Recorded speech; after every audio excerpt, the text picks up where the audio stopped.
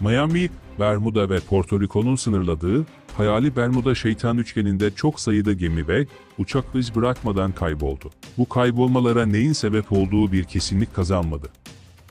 Birçok kişi, buranın doğaüstü varlıkların yaşadığına ve dünya dışı faaliyetlerin gerçekleştiği bir yer olduğuna inansa da, Bermuda Şeytan Üçgeni hakkında insanların bilmediği birçok gerçekleri var.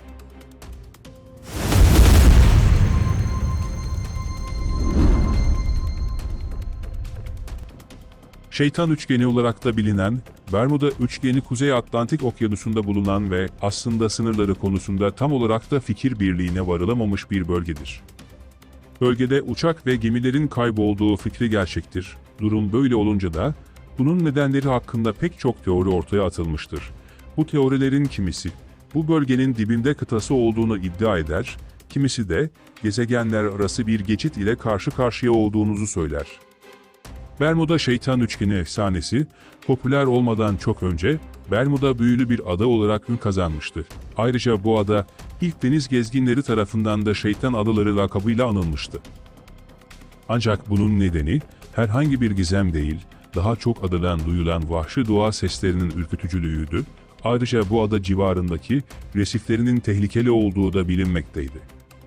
Bermuda Şeytan Üçgeni hakkında, altında cam piramitlerin bulunduğu veya bölgenin uzaylılar tarafından kontrol edildiği gibi birçok komplo teorisi ortaya atılmıştır. Bölgedeki denizin kilometrelerce derinlikte olması, gemilerin nasıl ortadan kaybolduğunu açıklayabilir.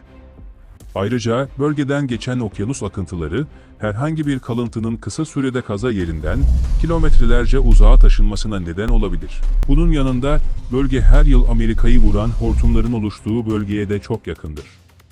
Bu da Bermuda Şeytan Üçgeni'nin gizeminde meteorolojinin de rol oynayabileceğini düşündürüyor.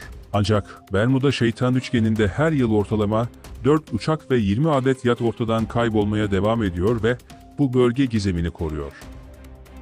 Christoph Kolomb'un tuttuğu günlüklerde Bermuda Şeytan Üçgeni'nin üzerinde bu dünyaya ait olmayan bir şeylerin uçtuğunu iddia etmişti.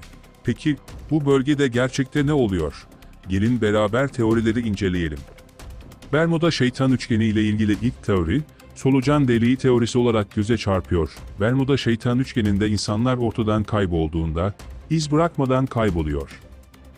Aslında bir zaman yolculuğu portalı olan solucan delikleri, bu kaybolmaların nedenini açıklayabilir, ne yazık ki bilim insanları, bu bölgede solucan deliklerinin sağlam kanıtlarını henüz bulabilmiş değil.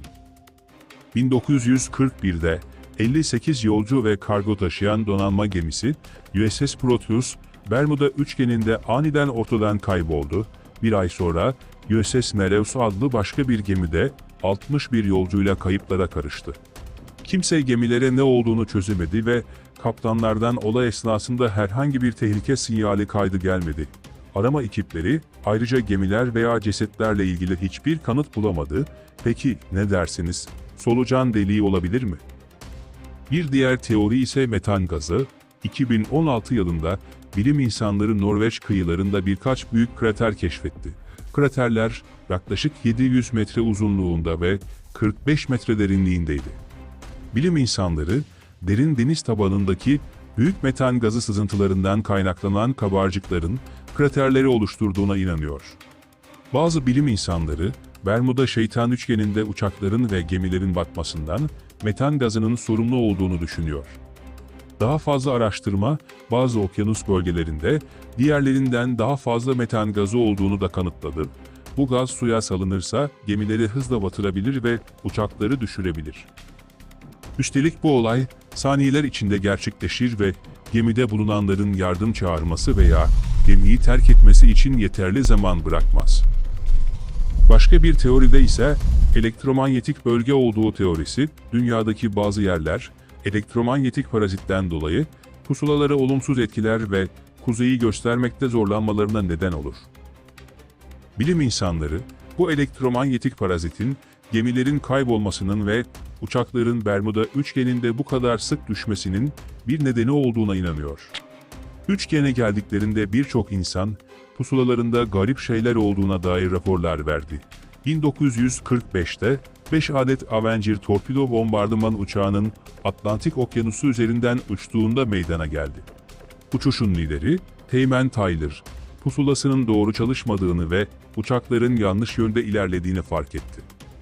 Uçaklar, Bermuda Şeytan Üçgeni'ne yaklaştıklarında sinyalleri ve iletişimi kaybetmeye başladılar ve bir daha görülmeyecek şekilde ortadan kayboldular. Bir başka teorisi ise su hortumu teorisi. Su hortumları kasırgalara benzer ancak su kütleleri üzerinde oluşur.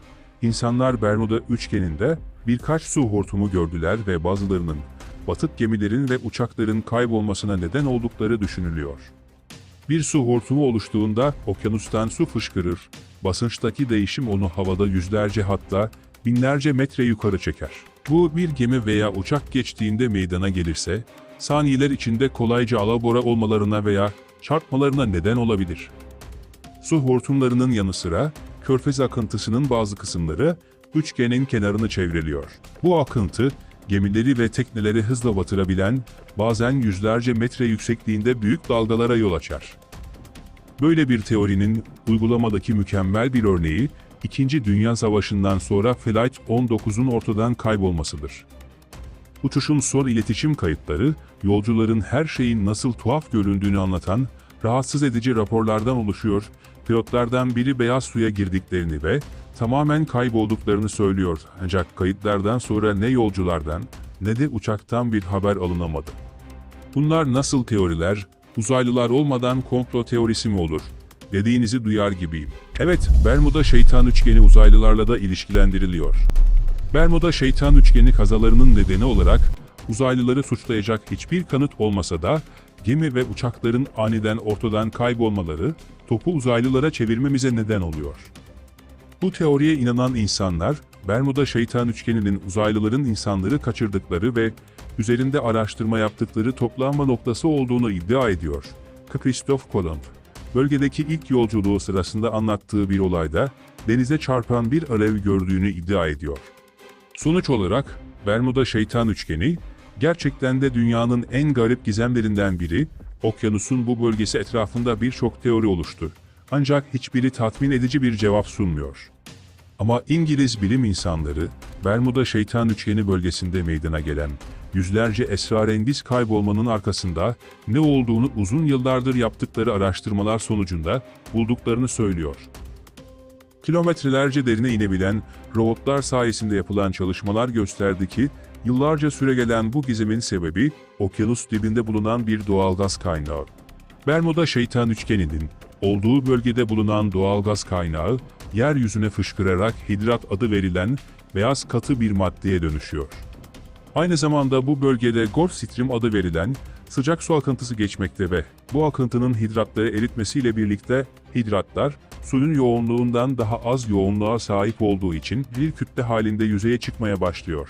Bunun sonucunda Bermuda Şeytan Üçgeni'ndeki suyun yoğunluğunun azalmasıyla birlikte o bölgede suyun kaldırma kuvveti ortadan kalkıyor ve suyun üzerinden geçen gemiler direkt denizin derinliklerine sürükleniyor.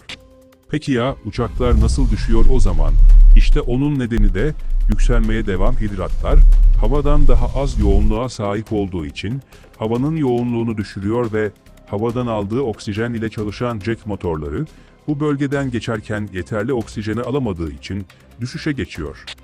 Daha önce de dediğimiz gibi bu teorileri kanıtlar nitelikte pek fazla bilgi yok. Bu nedenle Bermuda Şeytan Üçgeni uzun yıllar boyunca hep bir sır olarak kalabilir.